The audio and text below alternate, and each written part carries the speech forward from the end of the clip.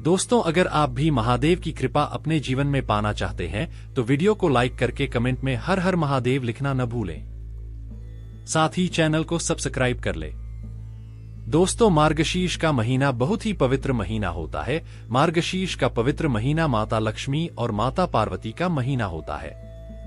मार्गशीर्ष का महीना गंगाजल की तरह पवित्र माना जाता है और इस पवित्र मार्गशीर्ष के महीने में जो भी भक्त सच्चे भाव से सच्चे मन से मैया पार्वती और भोलेनाथ की शरण में जाते हैं, उनकी हर मनोकामना इच्छाएं भोलेनाथ और माता पार्वती जरूर पूरी करती हैं।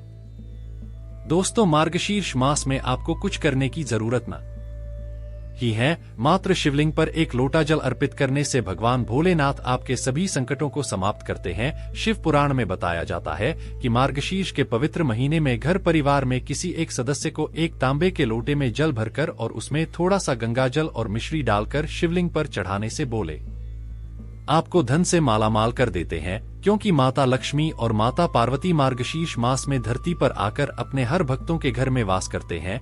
यदि अगर आपके पास समय ना हो तो घर में किसी भी महिला को एक लोटा जल अवश्य अर्पित करना चाहिए। दोस्तों, भोले बाबा सच्ची भक्ति के भूखे हैं और वो आपसे कुछ नहीं मांगते।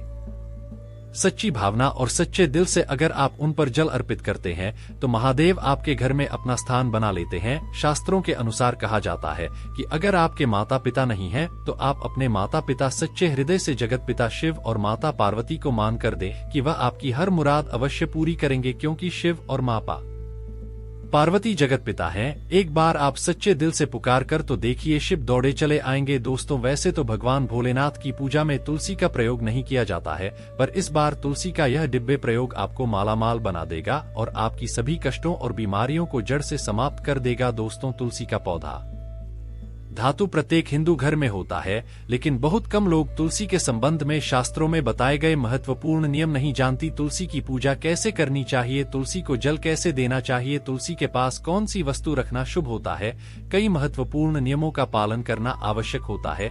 इसके अलावा अगर आप तुलसी के नीचे यह एक चीज देते हैं तो आपको माँ तुलसी का ढेर सारा आशीर्वाद मिलता है और आपके घर में माँ लक्ष्मी जी सदैव भी निवास करती हैं। दोस्तों, तुलसी का पौधा घर में होना परिवार के प्रत्येक सदस्य के लिए लाभकारी होता है। यह पौधा हर प्रकार से उपयोगी होता है। पुराणों के अनुसार तुलसी में देवी लक्ष्मी जी का वास होता है और नियमित रूप से इस पौधे की पूजा करने से लाभ भी अवश्य मिलता है। लेकिन यदि आप तुलसी को घर में रखने के साथ ही उसके नीचे में यह एक चीज बांध देते हैं तो आपको तुलसी लगाने का कई गुना अधिक फल प्राप्त होता है, क्योंकि इसे चीज के बिना तुलसी अधूरी मानी जाती है। यह चीज तुलसी को संपूर्ण बनाती है। वेद पुराण में इसके बारे में विस्तार पूर्वक बताया गया है। लेकिन इसी के साथ ही क्या आप जानते हैं कि मार्गशीर्ष में तुलसी की पूजा करने से भगवान श्री विष्णु और माता लक्ष्मी जी अति शीघ्र ही प्रसन्न हो जाते हैं और आपको आशीर्वाद मिलता है और जीवन में खुशियां मिल जाती है जिसके आप हकदार हैं। लेकिन तुलसी के नीचे यह चीज बांधना भी है जरूरी। दोस्तों, आगे बढ़ने से पहले आपसे विनती करते हैं कि वीडियो को लाइक जरूर करिएगा। दोस्तों, कमेंट बॉक्स में लिखें जय माँ लक्ष्मी। माँ तुलसी माँ के लिए एक लाइक तो बनता है। माँ की कृपा सदैव आप पर बनी रहे। दोस्तों, भारत ही नहीं बल्कि संसार के लगभग अधिकांश देशों में तुलसी को बहुत ही पवित्र की दृष्टि से देखा जाता है। अनेक औषधीय गुणों से भरपूर तुलसी में धार्मिक महत्व भी है। अनेक धार्मिक अनुष्ठानों और तांत्रिक प्रयोगों में इसका उपयोग होता है। पुराणों में तुलसी को भगवान श्री विष्णु जी की पत्नी होने का गौरव मिला है। इसके साथ तुलसी जगत जननी भी है। परमात्मा के अनेक दुर्लभ वरदान में से एक है। तुलसी का बिरवा को अमृत रूपी कहा गया है। जहाँ तुम उसी का पौधा लगा होता है वहां ब्रह्मा विष्णु शिव यानी कि त्रिदेवों का निवास होता है और तुलसी की पूजा करने से महापातक भी उसी प्रकार नष्ट हो जाते हैं जैसे सूर्य के उदय होने पर अंधकार नष्ट हो जाता है।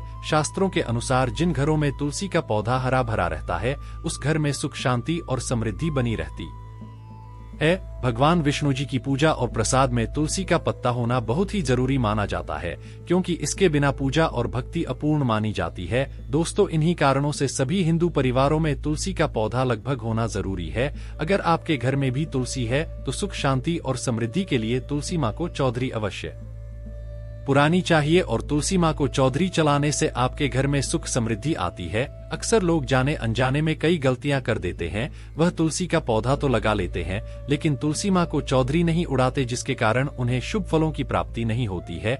माँ के ऊपर चुनरी जरूर बांधनी चाहिए। तुलसी न केवल एक पौध है, बल्कि यह हमारी माँ के समान है। कई घरों में तुलसी माँ पर चुनरी ओढ़ाकर रखा जाता है, लेकिन इसका ध्यान कुछ लोग ही रखते हैं। आमतौर पर लोग तुलसी को लाल रंग की चुनरी ओढ़ आते हैं, लेकिन लाल मंगल का रंग है। तुलसी का रंग का कारक बुध है, बुध और मंगल मित्र नहीं है, इसलिए तुलसी को सफेद, चमकीली या रंगीन चौधरी उड़ाना अत्यंत अशुभ होता है।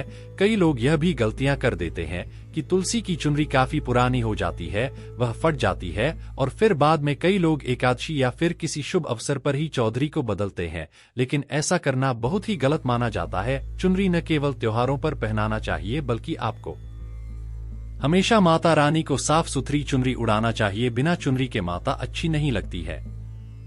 तुलसी माँ नाराज हो जाती है और आपको फलों की प्राप्ति नहीं हो पाती है। दोस्तों, तुलसी में कई दिव्य शक्तियाँ विराजमान होती हैं। जो लोग तुलसी विवाह कराते हैं उन्हें कभी कष्ट नहीं आते, स्वर्ग की प्राप्ति होती है, माँ की बड़ी प्रसन्नता मिलती है।